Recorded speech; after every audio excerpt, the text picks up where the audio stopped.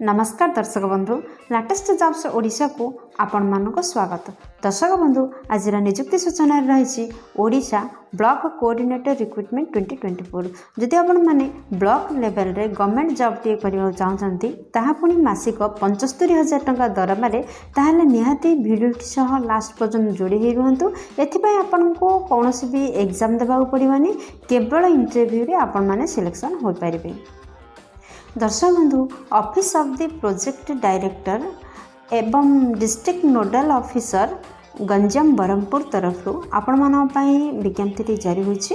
आपण कर्तृपक्ष ऑफलाइन रे आवेदन को आह्वान करछन्ती। केवल वॉक इन इंटरव्यू रे आपण माने नियुक्ति पाइबे। एथिपाई देखि नवा बयस सीमा कौन रहा दरकार, आपणकर शिक्षागत योग्यता कौन आवश्यक, दरमा केते मिलबो, इंपोर्टेंट नोट कौन रही, इंपोर्टेंट डेट कौन रही, इंपोर्टेंट डॉक्यूमेंट कौन कौन आवश्यक हेबो जेतेबेले आपण माने एहाकू साक्षात्कार देबाकू जिबे बा इंटरव्यू देबाकू जिबे संगरे कौन कौन डॉक्यूमेंट आवश्यकता पड़िबो, सिलेक्शन प्रोसेस किपरि अछि, आपणकर एप्लिकेशन फी अछि कि नहीं, एवं एहाकू आपण माने किपरि केउ वेबसाइट रे सर्च करि परिबे आरो ऑल डिटेल्स आसतु देखे ना नोटिफिकेशन। दर्शक बंधु बर्तमान मुझे नहीं आसी जे Odisha government job portal site को आपन जदि पेज रे पहुंचबा चाहछन्ती ताहले आपन देखता वीडियो रे तलथिबा डिस्क्रिप्शन बॉक्स रे फर्स्ट लिंक पे क्लिक कर दियंतु, आपन माने मध्ये ए पेज रे पहुंच परिबे। ओडिशा ब्लॉक कोऑर्डिनेटर रिक्रुटमेंट 2024 रो डिटेल्स रे रहिछि। ऑर्गेनाइजेशन नेम हेउछि office of the project director एवं गंजाम ब्रह्मपुर तरफ आपण मान पई नियुक्ति प्रकाश पाइछि। कैटेगोरी रही ब्लॉक लेवल जॉब। दर्शक बंधु नेम ऑफ पोस्ट देखंतु क्यों क्यों पोस्ट पई आपण माने एही विज्ञप्ति आपण मान पई जारी हेछि। देखंतु district coordinator, district finance expert, agronomy expert, institution expert, block coordinator, block facilitator एसब पदवी पे आपण मानकर विज्ञप्ति जारी होछि।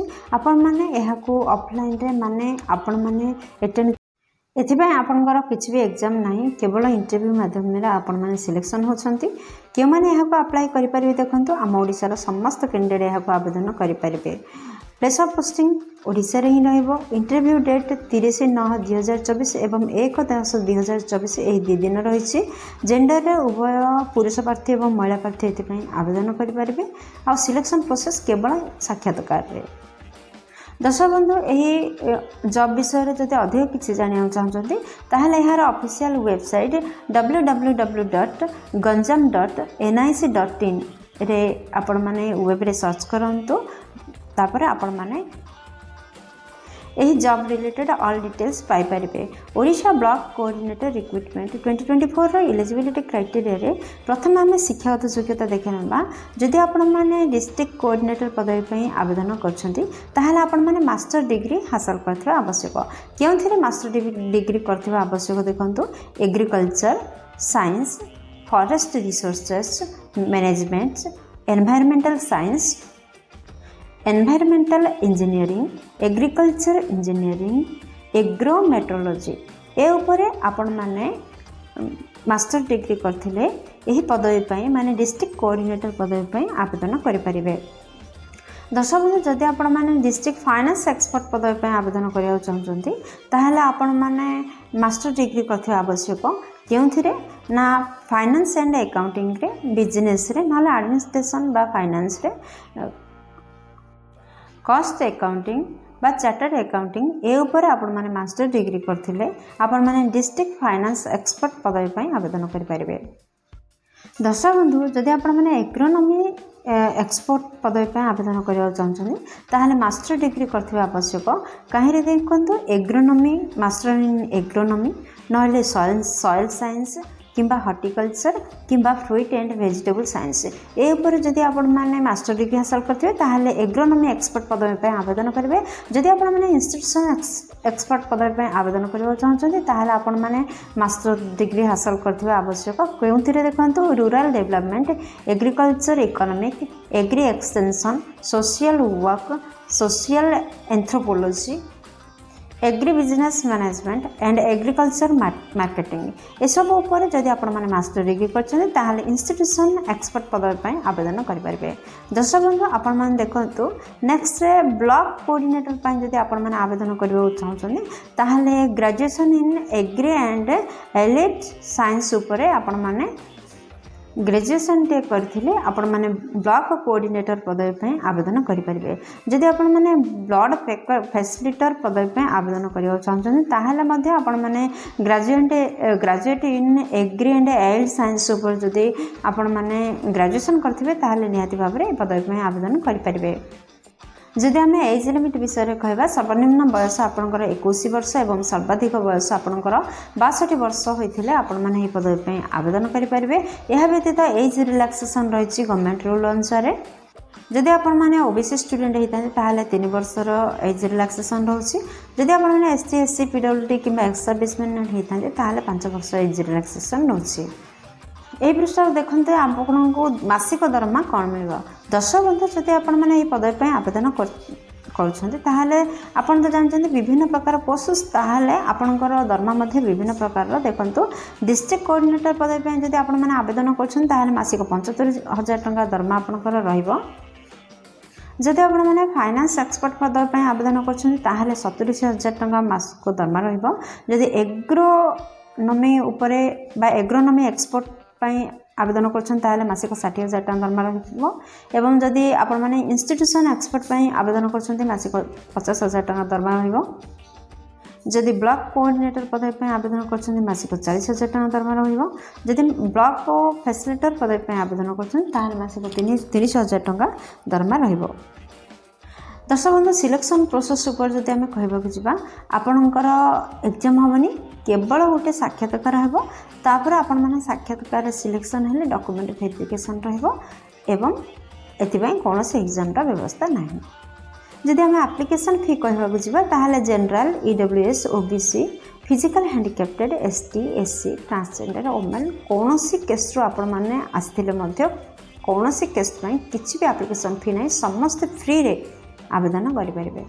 दर्शक बंधु आपण तो जानले साक्षात्कार आपर सिलेक्शन हबार व्यवस्था रही।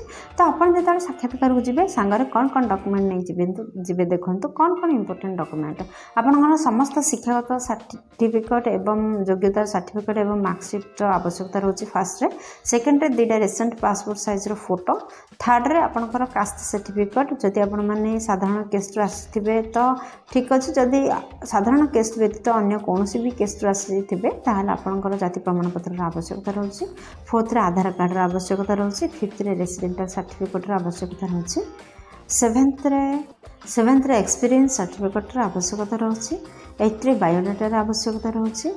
9th भोटर आईडी कार्ड आवश्यकता रही। दर्शक बंधु यही 8-9 डॉक्यूमेंट को रेडी करूँ और सांगे इंटरव्यू नियंतु।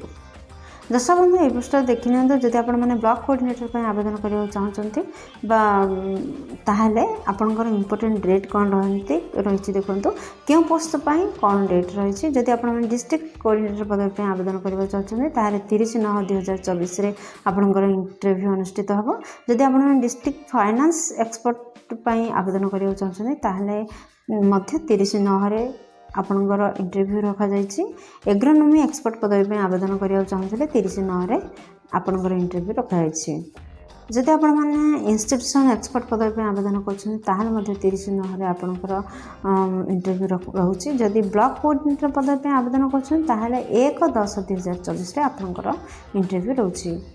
जदि ब्लॉक फैसिलिटेटर पदवी पर आवेदन करने चाहते आपणकर इंटरव्यू डेट 1/10/2024 में रोचे। दर्शक बंधु आपण मैंने तो जानले जे कौन कौन योग्यता आवश्यकता रही।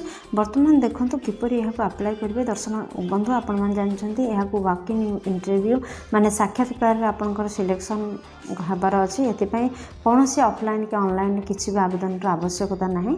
आपण मैंने केवल इंटरव्यू डेट को मन रखते और इंटरव्यू स्थल को पहुँचते पीडीएफ रे यार एड्रेस प्रोवाइड कर दि जाए। आपण मैंने जानीपार निहाती भाव में आप देखुवा भिडियो तले डिस्क्रिप्शन बॉक्स रे यार समस्त लिंक प्रोवाइड कर दी जाइए आपण सेठारो पीडीएफ रे पहुँच पारे अप्लाई लिंक रे पहुँच पारे और आर ऑल डिटेल्स जानीपारे।